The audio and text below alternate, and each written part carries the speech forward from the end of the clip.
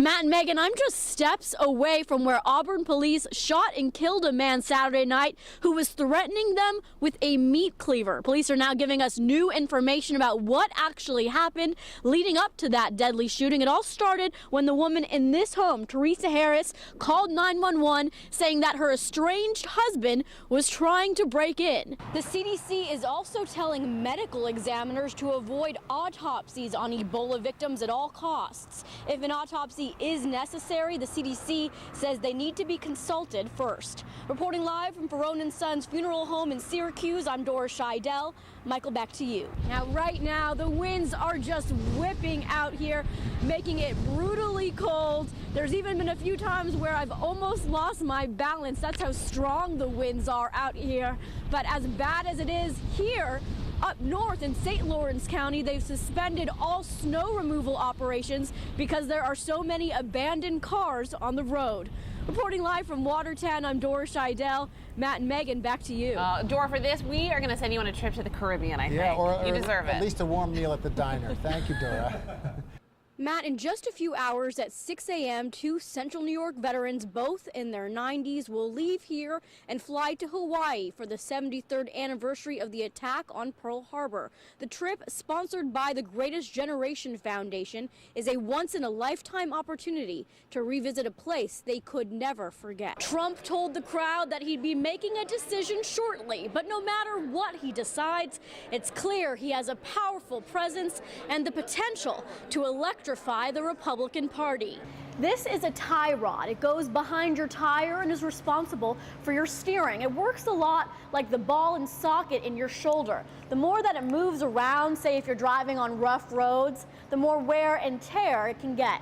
Now, the contract between SUNY Cortland and the Jets is renewed from year to year. So the college tells me at this point to speculate whether the firing of Rex Ryan would impact training camp in 2015 would be premature. They wouldn't even be hearing from the Jets about training camp until springtime anyways.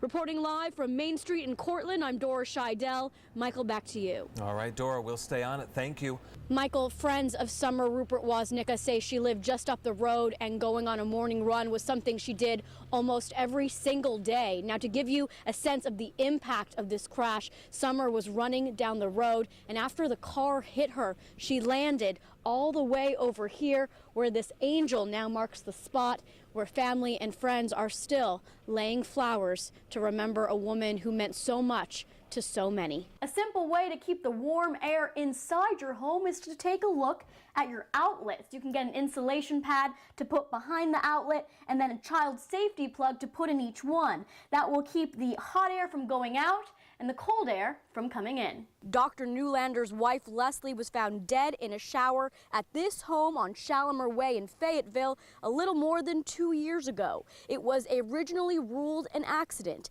but DeWitt police have been investigating ever since. I was out here this morning for the coldest temperatures when it was -4 degrees, and tonight it's supposed to get even colder, reaching between -5 and -10. Now, in the past, the Dome has brought in students when the temperatures get that cold, but you'd be surprised to hear that a lot of them don't want to come inside. The people I talked to here in downtown Syracuse support the governor's plan and feel there will be several benefits if New York State legalizes medical marijuana. The Eat to Live Co-op has posted temporary store hours, claiming they're open from noon to 4 Mondays through Fridays. It's Friday at 1:30 and they appear to be closed. When I was here yesterday, the doors were open, but when I went inside, there were no customers and many of the shelves were bare. Every time the Pristoulas got a donation, they would ring this bell. And they've been ringing it a lot lately. Their original goal was to raise $3,000. They've since raised twice that amount. The fire department says this was ground zero when the floodwaters hit. It's off of Elm Street in Penn Yan. It's partly because of this creek back here. When it really started raining hard, the water from the creek rushed out into the streets. I'm standing in what used to be someone's backyard. Now, it's just a pile of mud. 19-year-old Kaylee was a good kid. She was an honor roll student at ESM High School, held down a job and paid for her own apartment. So her mother was stunned to find out she was using heroin last summer. I really didn't believe it at all until I kind of looked at some of the signs and realized that, yes, this is really going on, because I think as parents we don't want to believe that. Less than 6 months later, after one try in rehab, Kaylee died of a heroin overdose. I still can't believe that she's gone. As a mom, it's still hard to take.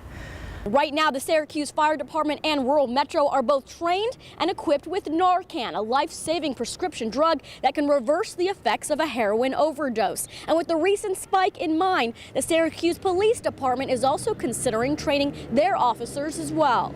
But now, everyday people like you and me can learn how to administer it. Starting next week, ACR Health will be providing free training sessions for community members and organizations. With the exception of setting up a training with your doctor, this is the only opportunity in Central New York right now.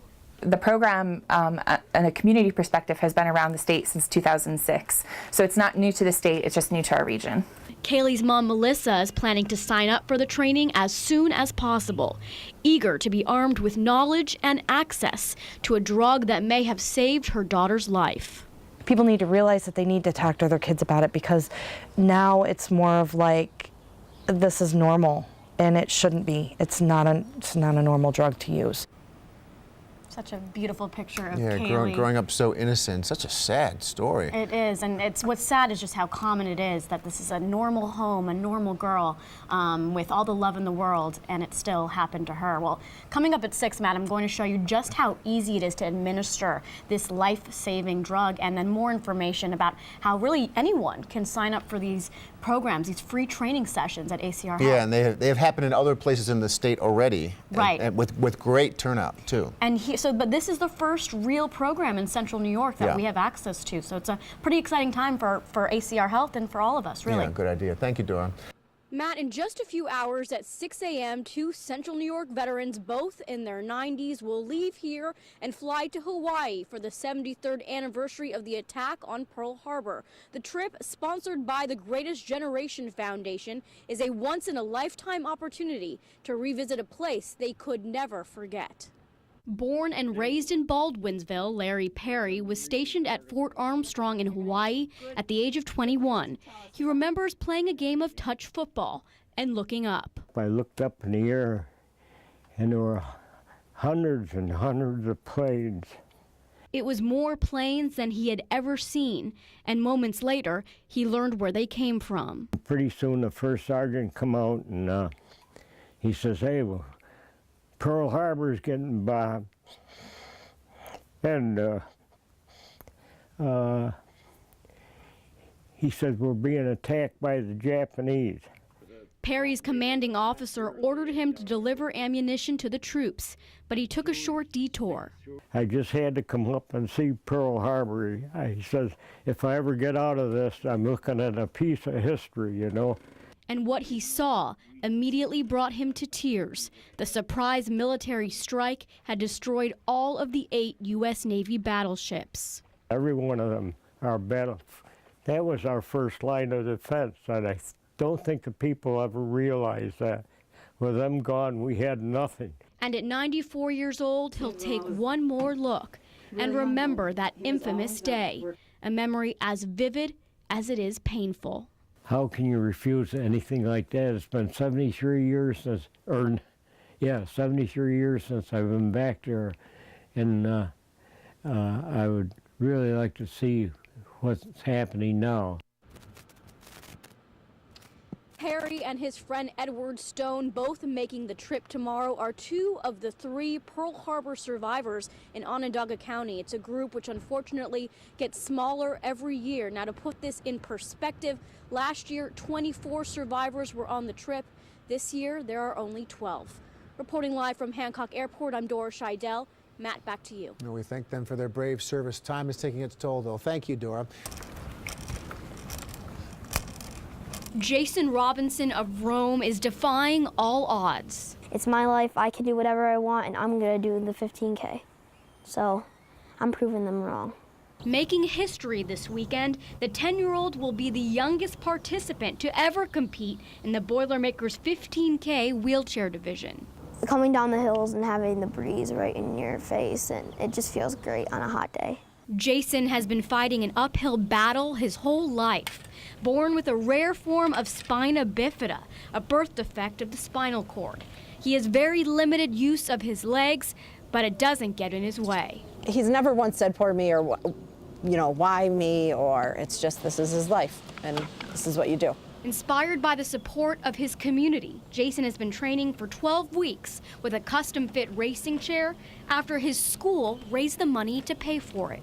After all the help that Jason received, the Robinson family is paying it forward. In June, they started the J-Rob Foundation, which raises money to pay for adaptive sports equipment for other physically challenged children. Jason plans on crossing many more finish lines. I want to be a Paralympic when I grow up for this, and that's what my dream is. So I'm gonna push it to the limits. Inspiring the rest of us along the way. I am incredibly proud, and I hope that when other people see it and then they see somebody who thinks they can't do something, that they say, if this 10-year-old can do this, you can do this. Because for Jason, the Boilermaker is just the first mile of a lifelong race. Reporting from Rome, I'm Dora Scheidel.